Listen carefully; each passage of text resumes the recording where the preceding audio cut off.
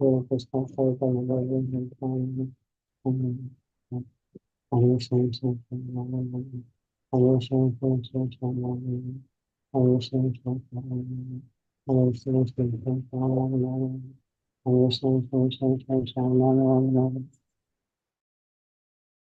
ISKCON Mangalore వారి short Bhagavatam class కి అందరికి స్వాగతం.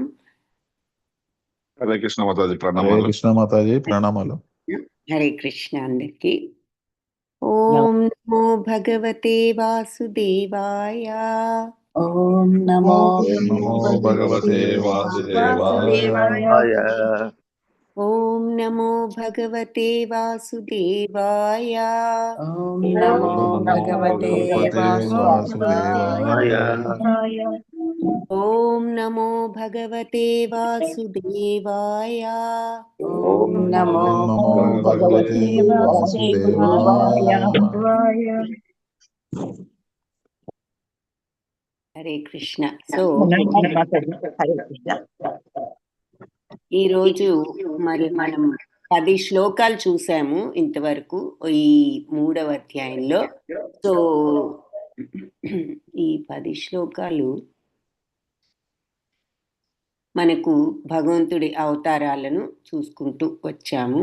సో మరి గర్భోదక సాయి విష్ణు అవతారం, ఆ తర్వాత మరి ఏ అవతారాల్లో భగవంతుడు ద్వితీయ అవతారం వరాహ అవతారం అని, ఆ తర్వాత మరి శక్తి ఆవేశ అవతారమైన నారద మహాముని అవతారం, మరి 4వది నరనారాయణులు, 5వది కపిలావతారము నిన్న చూసాము. సో కపిలావతారము ముఖ్యంగా సాంఖ్యయోగానికి గురించి ప్రచారం చేసినటువంటి అవతారం అని చెప్పి చూసాము. ఈ రకంగా ఈ సాంఖ్యయోగం గురించి తెలిసిన రీతిలో మరి పాశ్చాత్య దేశాల వాళ్ళు కూడా అంటే ఈ భౌతిక తత్వం ఎలా ఉంటుంది అనేది వాళ్ళు ఏదో ఎంతవరకు ఈ భౌతిక తత్వాన్ని కొంతవరకు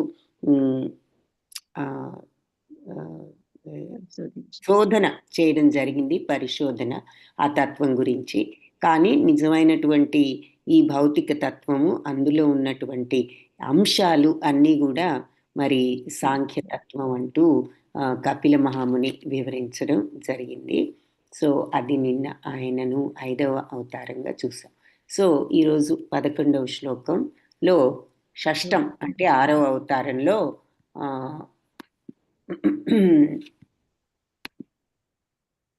భగవంతుడు 6వ అవతారంలో ఏమిటి అన్నది ఇక్కడ చూద్దాం. షష్టం అత్రేరపత్యత్వం వృతః ప్రాప్తో అనసూయయా అన్వీక్షికీ మలర్కాయ ప్రహ్లాదాదిభ్య ఊచివాన్. సో షష్టము 6వ అవతారంలో అత్రి యొక్క మరి అపత్యత్వం అంటే పుత్రుడిగా వృతః అంటే ఆయన ప్రార్థింపబడ్డవాడై ప్రాప్త లభించారు 6వ అవతారంగా ప్రార్థనల ద్వారా. ఎవరి ప్రార్థనలు? అనసూయ ద్వారా. సో ఆ ప్రార్థనల ద్వారా మరి ఆయన అవతరించడం జరిగింది. అన్వీక్షికి మలర్కాయ, అన్వీక్షికి అంటే ఆధ్యాత్మిక విద్యను, అలర్కాయ అంటే అలర్కునకు, మరియు ప్రహ్లాదునికి ఆది ఇంకా ఇతరులకు ఊచివాన్ ఉపదేశించారు ఈ అవతారంలో అని చెప్పి ఇక్కడ వివరిస్తున్నారు. సో అత్రి మహర్షి, అత్రి అనసూయలు మరి ఆయన అత్రి మహర్షి యొక్క భార్య అనసూయ అన్నది మనందరం విని ఉన్నాము. సో అనసూయాదేవి ఆవిడ గొప్ప పతివ్రత. మరి ఆవిడను పరీక్షించడానికి త్రిమూర్తులు రావడం ఇవన్నీ కూడా మరి బ్రహ్మాండ పురాణంలో ఈ దత్తాత్రేయుల యొక్క జన్మ వృత్తాంతం గురించి వివరిస్తారు ఆ బ్రహ్మాండ పురాణంలో. సో అత్రి మహర్షికి అనసూయకు విష్ణు భగవానుడు దత్తాత్రేయ రూపంలో అవతరించారు, ఆయన యొక్క ఆవిడ యొక్క పుత్రుడుగా అని చెప్పి మనకి బ్రహ్మాండ పురాణంలో ఆ వృత్తాంతం అంతా కూడా వివరంగా పేర్కొనబడ్డది. సో ఇక్కడ శ్లోకంలో ఈ అత్రి మహర్షి యొక్క తనయుడే మరి ఈ 6వ అవతారం అయినటువంటి దత్తాత్రేయ అవతారం. మరి ఆయన అవతారానికి అర్థించి ఉన్న అత్రి భార్య అనసూయాదేవి యొక్క ప్రార్థన వృత ఆవిడ ప్రార్థించింది కాబట్టి వాళ్లకు తనయుడిగా జన్మించడం జరిగింది. జన్మించి ఈ దత్తాత్రేయుల వారు అలర్కుడు, ప్రహ్లాదుడు మరియు ఇతరులందరికీ, ఇంకా కొంతమంది మున్నగు వారికి ఆది, ప్రహ్లాద, ఆదిభ్య అంటే ఇంకా కొంతమందికి. సో వాళ్ళల్లో కొంతమంది ఎవరు అన్నది యదువు, హైహయాదులు అని చెప్పి మళ్ళీ మనకి యదువు గురించి హైహయుడు, ఆది, ఇంకా మున్నగు వాళ్ళు అని. సో ప్రహ్లాదుడు, అలర్కుడు పేర్లు శ్లోకంలో చెప్పారు. ఆది అనడానికి ఇంకొక 2 పేర్లు ఎక్స్ట్రా చెప్పి ఇంకా ఎక్స్ట్రా కొంతమంది ఉన్నారు అంటే చాలా మందికి ఆయన వివరించారు. వివరించిన వాళ్ళల్లో ముఖ్యులని కొంతమందిని ఇక్కడ పేర్కొన్నారు. సో శ్లోకంలో అలర్కుడు, ప్రహ్లాదుడు ఇంకా ఇతరులకు ఆధ్యాత్మిక విషయాలను బోధించినటువంటిది ఈ దత్తాత్రేయులు అని చెప్పి చెప్తున్నారు. మరి అత్రి మహర్షికి అనసూయకు భగవంతుడు విష్ణు భగవానుడు దత్తాత్రేయ రూపంలో అవతరించారు. ఈయన అవతారం దత్తాత్రేయ జన్మ వృత్తాంతం అంతా కూడా బ్రహ్మాండ పురాణంలో చెప్పారు. పతివ్రత కాబట్టి అనసూయాదేవి చరిత్ర వర్ణించే సమయంలో ఈ విషయం తెలుపబడింది. సో బ్రహ్మ విష్ణు మహేశ్వరులతో అత్రి మహర్షి భార్య అయిన అనసూయాదేవి ఈ రకంగా ఈ త్రిమూర్తులను ప్రార్థించింది. ఏమని? ప్రభువులారా, మీరు నిజంగా నా పట్ల మీరు గనక ప్రసన్నులు అయినట్లయితే ఏదైనా ఒక వరం మీ నుండి కోరుకోమని అడిగారు కాబట్టి మీరు ముగ్గురు కూడా నాకు పుత్రుడిగా ప్రాప్తించవలసిందిగా నేను అర్థిస్తున్నాను అని చెప్పి ఆవిడ కోరుకుంది. సో అప్పుడు ముగ్గురు కూడా దానికి అంగీకరించడం, దత్తాత్రేయుడి రూపంలో భగవంతుడు మరి ఈ ఆత్మతత్వాన్ని, ఆయన దత్తాత్రేయుడిగా అవతరించి ఆత్మతత్వాన్ని విశదీకరించారు. ముఖ్యంగా అలర్కుడికి, ప్రహ్లాదుడికి, యదువు, హైహయాదులందరికీ కూడా ఈ ఆత్మతత్వ బోధను గావించడం జరిగిందన్నమాట ఈ దత్తాత్రేయ రూపంలో.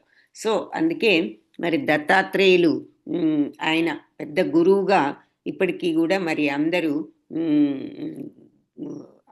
ఆయనను గురువుగా ఆరాధించడం మనం చూస్తూ ఉంటాం. సో దత్తాత్రేయుల వారు ఎవరో కాదు, భగవంతుడి యొక్క అవతారమే. త్రిమూర్తులు మరి ఈవిడ ప్రార్థనను మన్నించి పుత్రుడిగా దత్తాత్రేయ రూపంలో అవతరించడం జరిగింది. అందుకే దత్తాత్రేయుడికి యూజువల్గా మనం ఎక్కడైనా విగ్రహం చూస్తే 3 తలలు చూస్తూ ఉంటాము. సో ఆ విషయాన్ని ఇక్కడ మనకి ఈ 11వ శ్లోకంలో చెప్పారు దత్తాత్రేయుల వారి గురించి. నెక్స్ట్ శ్లోకం క్లుప్తంగా చూద్దాము. తత సప్తమ ఆకూత్యాం రుచర్యజ్ఞోభ్యజాయత సయామాద్యై సురగణైర్ అపాత్స్యాయం భువాంతరం. సో నెక్స్ట్ ప్రజాపతి అయిన రుచి, ఆయన భార్య అయిన ఆకూతి, అతని తనయుడే యజ్ఞుడు, ఆయన 7వ అవతారం అని చెప్పి చెప్తున్నారు. సో తనయుడైన యముడు వంటి దేవతలతో సహకరింపబడ్డవాడై స్వయంభువ మన్వంతర కాలంలో ఆయన పాలించాడు అన్నది క్లుప్తంగా ఈ శ్లోకం. రేపు దీన్ని వివరంగా చూద్దాం. బట్ ఈరోజు శ్లోకం మనం అత్రి మహర్షికి, అనసూయాదేవికి, అనసూయాదేవి ప్రార్థనను అనుసరించి త్రిమూర్తులకు ఆవిడ చేసిన ప్రార్థనతో, త్రిమూర్తులు ముఖ్యంగా మరి త్రిమూర్తులు అంటే మరి విష్ణు భగవానుడు అవతరించాడు అని చెప్పి మనకు భాష్యంలో చెప్తున్నారు. శ్లోకంలో ఆయన అవతారానికి మరి ఇలా అనసూయాదేవి ప్రార్థనతో ఆవిడ జన్మించారు వాళ్ళిద్దరికి అని చెప్పి చెప్తున్నారు భగవంతుణ్ణి. సో విష్ణు భగవానుడి యొక్క అంటే భగవంతుడి యొక్క మరి గుణావతారాలే బ్రహ్మ విష్ణు మహేశ్వరులని మనం చూసాం. ఈ విస్తరణలన్నీ కూడా ఏమిటి? తమో గుణం, రజోగుణం, సాత్విక గుణం, ఒక్కొక్క దానికి ఒక్కొక్కళ్ళు మూలంగా మరి ఈ అవతారాలన్నీ గుణావతారాలు అని చెప్పి చూస్తాము తర్వాత కూడా. సో అందుకని విష్ణు భగవానుడు అన్నప్పుడు అందరూ ముగ్గురు కూడా ఇక్కడ ఉన్నారు అన్నది మన విషయాన్ని ఆ రకంగా అర్థం చేసుకోవాలి. సో అది ఈనాటి శ్లోకం. ముఖ్యంగా దత్తాత్రేయుల వారి అవతారమే షష్టమ అవతారం, 6వ అవతారము. అది త్రిమూర్తులు అత్రి అనసూయ దేవులకు జన్మించడం. హరే కృష్ణ. సో ఈరోజు మరి ఇంతటితో మనం ఈ క్లాసు ముగించవచ్చు. చిన్న శ్లోకం, సో త్వరగానే అర్థం చేసుకోవచ్చు, త్వరగానే ముగించడం కూడా అందుకని చేయగలం. వాంఛాకల్పతరుభ్యశ్చ కృపా సింధుభ్య ఏవ చ పతితానాం పావనేభ్యో వైష్ణవేభ్యో నమో నమః. క్లాస్కి వచ్చినందుకు అందరికీ కృతజ్ఞతలు. హరే కృష్ణ. ధన్యవాదాలు మాతాజీ.